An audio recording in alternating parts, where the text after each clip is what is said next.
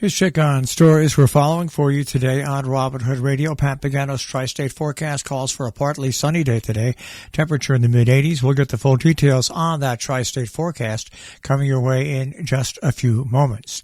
Well, police are seeking a witness to a Great Barrington crash after a biker died of injuries. The man, 68, died of injuries suffered when a car and bike collided as the car attempted to turn onto Bistro Box driveway at approximately 12 noon, according to a statement from the Great Barrington Police Chief.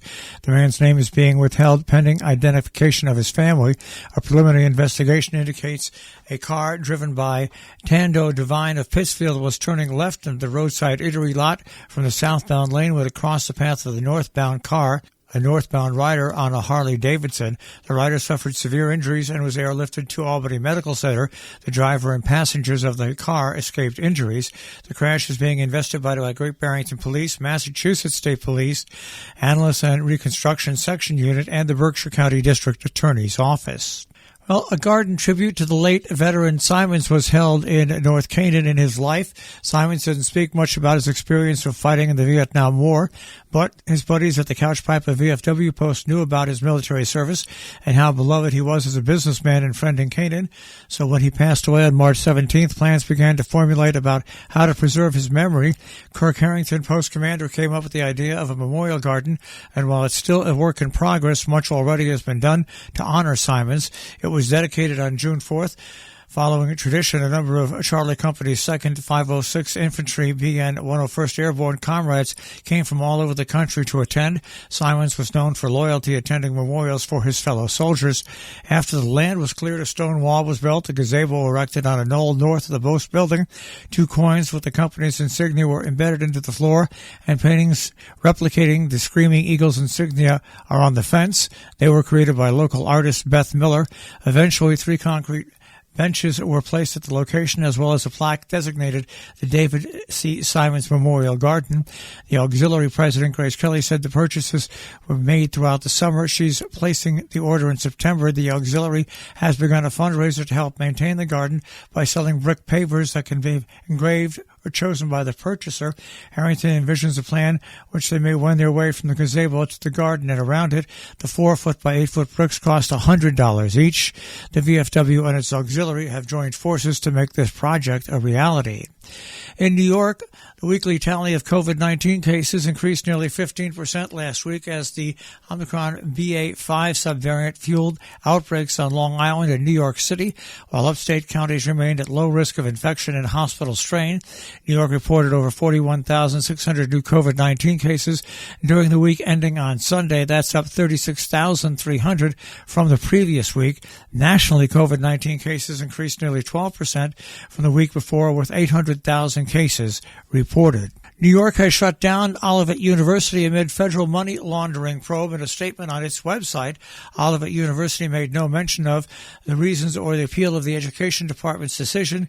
Quote, Olivet University always envisioned multiple uses for our Dover location beyond the school itself, end quote. That's what the statement said. The Dover campus, a former psychiatric hospital in Dutchess County about 80 miles north of Manhattan, would be used to, quote, serve evangelicals from around the world more than ever, end quote, according to Olivet, and would soon host a mission center, a business center, sports and entertainment facilities, a hospital and technology park, and an evangelical-themed museum.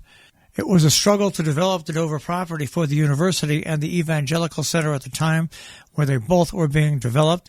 The university is stepping back from offering credit-bearing courses for now, with the intention of seeking to open a chartered institution at the right place and right time in New York. Taking a look at some meetings going on in our area today. In Sharon, the American Rescue Plan Act meets at 6:30 tonight. Salisbury, a Zoning Board of Appeals special meeting will be held tomorrow at 7 p.m., a town meeting. The American Rescue Plan Act Assessment Subcommittee is meeting in Kent. That is tonight at 4:30.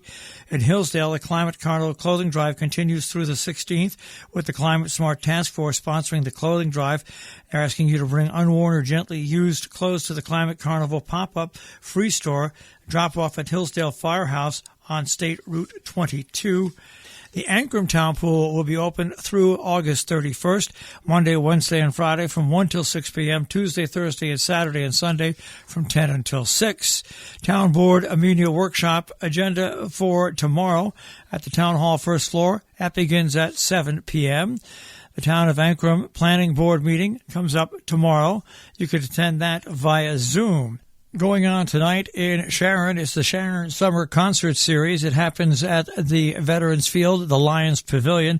It'll happen from 6 till 8 p.m. this evening. The Sunset Music Concert Series continues at the North Canaan VFW with Blues. It's Rain or Shine from 6 till 9 p.m.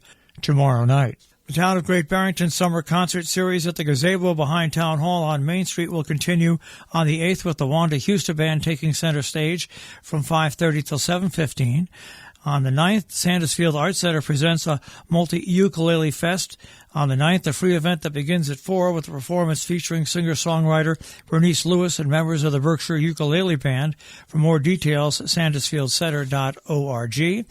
And the Northeast Millerton Library Twilight at the Pond series of concerts will continue on. That happens on July 9th at 6:30, Roger and Lenny and 10 Mile on Saturday the 23rd. Coming up this Saturday, Northwest Passage.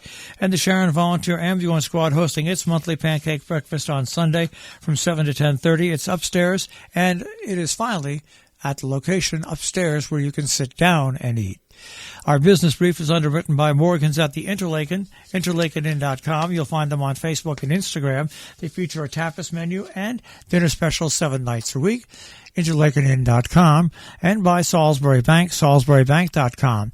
Dow Jones Industrial Average will start off the day today at 30,967.82, the NASDAQ at 11,322.24, and the S&P 500 at 3831.39. We'll take a look at the tri-state forecast. That'll come your way in just a few moments.